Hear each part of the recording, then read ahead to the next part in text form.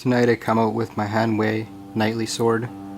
It is the arming sword, and you're going to see right here that I'm just going to be doing a little bit of training with it, and this is going to be my warm-up for my martial arts for tonight. Even though before I started filming I did quite a bit of exercises, warm-ups and some workouts, but the sword is always a good workout because the sword, especially the arming sword, even though it is a very good sword, very good design, it is sort of a heavy sword, and it takes a bit of power to wield this thing effectively for a good amount of time, and as well as the skills that you need, the technique that you need, as well as anticipating the moves that your enemy is going to make, or your opponent, whatever you're using these swords for. In modern times, luckily for us, we don't have to, go out and fight in big medieval warfare. So when I use the sword, it is for fun, so I'm not gonna really get to know what it's like to fight to the death with one of these things. But when I do HEMA, or I practice, or I battle an opponent with dueling and just having fun with armor, or however you're doing it, you can kind of get an idea of what it's like. And when you got good armor, you got a good opponent, a good environment for it, and you're able to just go at it without getting hurt from the hits that you're getting, you're kind of able to get the idea of what it's like. But still, you don't got the complete fear or the know-how of what it's like to face death with these things.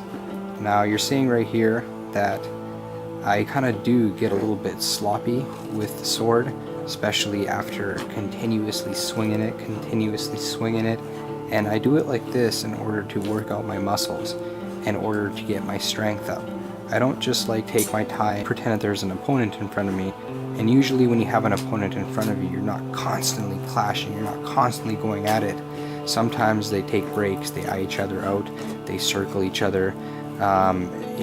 You're not always just clashing, unless you're doing certain competition with modern fencing, where basically it's all about that sudden clash. This sword is a blunted sword. You can look up the description. I'll leave a link below to the kind of sword this is. It's the Hanwei blunted. It's like a stage sword. Even though it's fully functional, it's a blunted sword, but still it has all the same functions. But you're going to see that just after a while of wielding the sword, you're going to begin to get tired. Your arms are going to start to get tired, but still you begin to get used to it. You come back again, you do another round of shadow training with this, and you're going to notice yourself get stronger. So as your blood begins to flow, as you start to warm up, you're going to begin to get more faster, more stronger. You're going to be able to use the sword much more better, but you need to train with it the best that you can.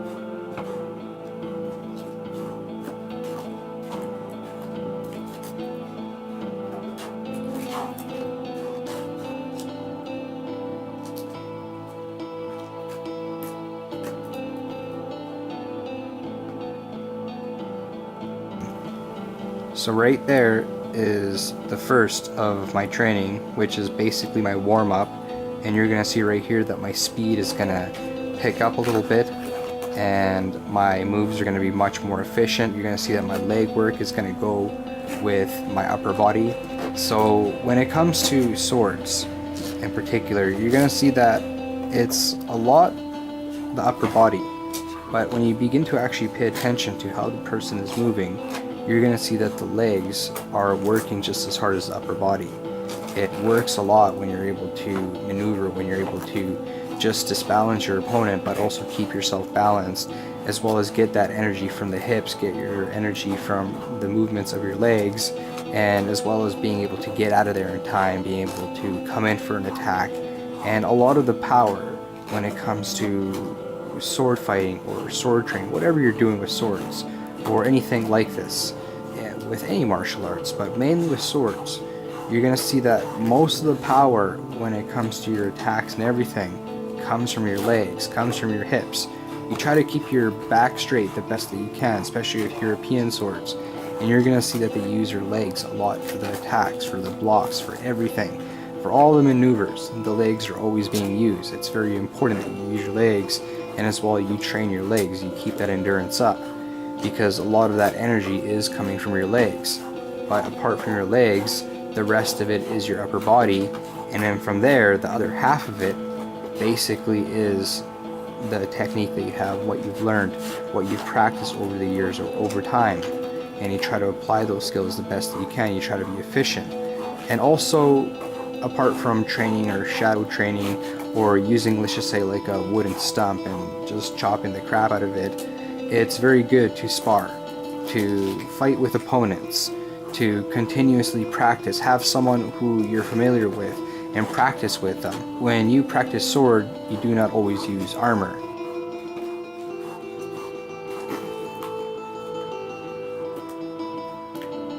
So here we're going to be ending the second round, and then we're going to go into the third round after we take just a little bit of rest. And you're going to see that every time that I come back after each round, I take one piece of my clothes off of my upper body because I'm starting to sweat, I'm starting to get very hot. And right here you're seeing that I'm much more faster, much more agile. I get much more comfortable because when you don't do it for quite some time, I haven't actually used my swords for about a month and something, or at least like this, in this fashion, for quite some time since I started my martial arts, you are a little bit rusty. But everything that you've learned, when you actually get out there, it starts to kind of come back to you. But you do got to kind of touch up on things again. You do got to repeat your moves, because you do kind of forget a little bit, or you get a little bit sloppy. And you're going to see that from the very beginning. I wasn't very warmed up, but as you start hitting it, you get more warmed up, your memory starts going with it, your muscle memory starts going with it, and your moves become much more efficient.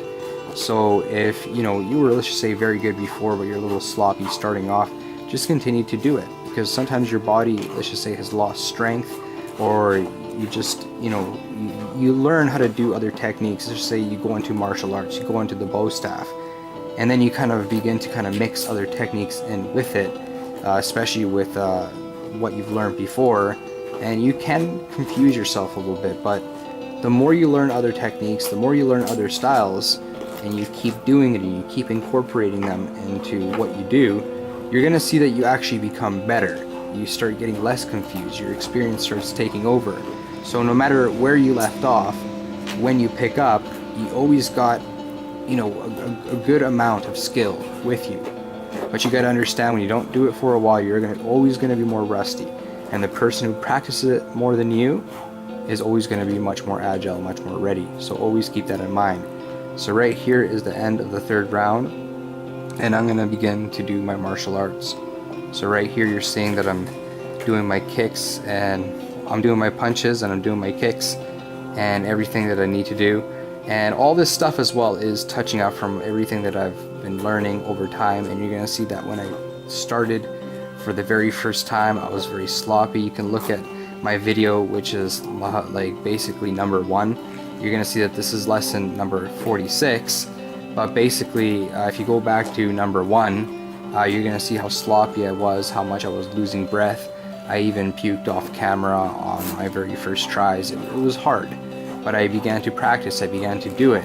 And even my kicks, my punches, and even you see right there, I do some rolls, and I do all sorts of moves. Sometimes I'm a little sloppy, sometimes I don't do it right, but I continuously do it. I continue to practice it, and I'm starting to get better every single time that I come back. And also for your kicks, and when you do any martial arts, it's very good to work out your legs once again, and as well as your abs, because when you get the kick up there, sure, there's a lot of strength that you need from your legs to work those out, and as well the mass that you need so you can deliver good hard kicks. What you also need is to work out your abs. That really helps your core. Working out your core really helps with you being able to lift up your body, as well as doing other sorts of acrobatic things, like let's just say like cartwheels, spins and flips, and just the kind of more cosmetic stuff that people throw into martial arts. Because when it comes to martial arts, you got to be very efficient. Same with swords. You can do all this crazy stuff, but when you're fighting or dealing with opponents that are very seasoned, very experienced, you're going to be able to break all that fancy stuff down. And in fact, they're going to want you to do a lot of stupid things like that.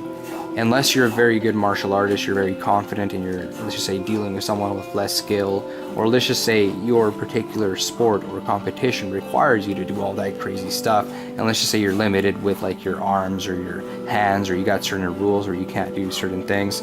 But basically that's what happened. So right there you saw that I ended my first round for my martial arts, and right here I'm doing a little bit of breathing exercises, which really helps. And I do this because you're gonna see that I stay still and I begin to breathe, and all the air that's bad, I let it out and I let in good air, and as well as I concentrate my body into a proper trance, a proper mindset. And you're gonna see right here that I do these things that are part of my breathing exercises. They kind of warm me up, they kind of get me back into the rhythm, and you're gonna see right here that I'm gonna start going again, doing my martial arts. Now my tornado kicks are not the best, but you're gonna see that occasionally I try to do them, and as well as I do other kicks that look like tornado kicks, but they're not. They're almost just kind of like jumping roundhouses or kind of jumping back kicks, or just kind of like a version of just me kind of spinning and doing like a quick kick, you know, in order to kind of like mix things up, in order to kind of you know, spice things up. So that's what I try to do with my moves. I'm not like the best, I'm not the most flexible, but I really try my best to work with what I got. If I can't do something that another person can, then I'm going to try to do something that that person can't, or something that a person's not going to be able to counter, or I'm going to use the same moves that they do, but I'm just going to look for openings. You know, I'm going to try to do things to them that they're not expecting. So this is like when it gets more serious into competition. But if you're just training, having fun, then you don't really need to take it so serious. But I will suggest that even if you're training and having fun and you are practicing martial arts or swords, take it serious. Learn how to really fight. Learn how to really do it. Develop a tough mentality as well, so you can begin to, you know, be able to actually effectively defend yourself and develop a little bit of toughness. So for Wise Warrior's Path, that was my video for tonight, and I'm gonna leave you some slow motion, and I do this in order to see my mistakes, you know what I'm saying, see how much I have improved, and just basically review what I'm doing, and as well as for you guys to review what I'm doing and be able to just see it in a different way. So once again, till next time, you all take care and goodbye.